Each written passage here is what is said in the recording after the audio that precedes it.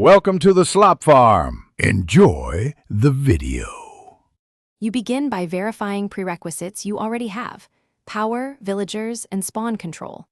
First, cut power to redstone to prevent accidental activation, then inspect the villager cell for pathing gaps.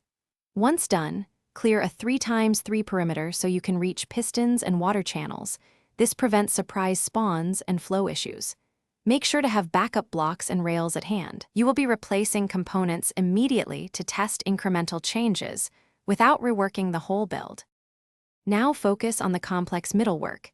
Systematically test redstone sections by pulsing repeaters and checking for weak signals or dust gaps. If components fail, replace them one at a time and retest to isolate faults. Next, verify water flow and hopper alignment. Small height errors or 1/2 block offsets ruin mob movement and item collection. Once you correct a flow, run a controlled spawn test with a single raid wave to confirm mobs path correctly and loot funnels into hoppers without finish by running a full raid simulation and watching mob behavior. Verify they reach the kill chamber and drops reach chests. If mobs cluster or slip, tweak repeater delays and piston sync until kills are clean, and make sure villagers remain safe to maintain raid status. Once done, secure all wiring and cover exposed paths. If things go wrong, don't panic. Revert the last change, test again, and log each fix.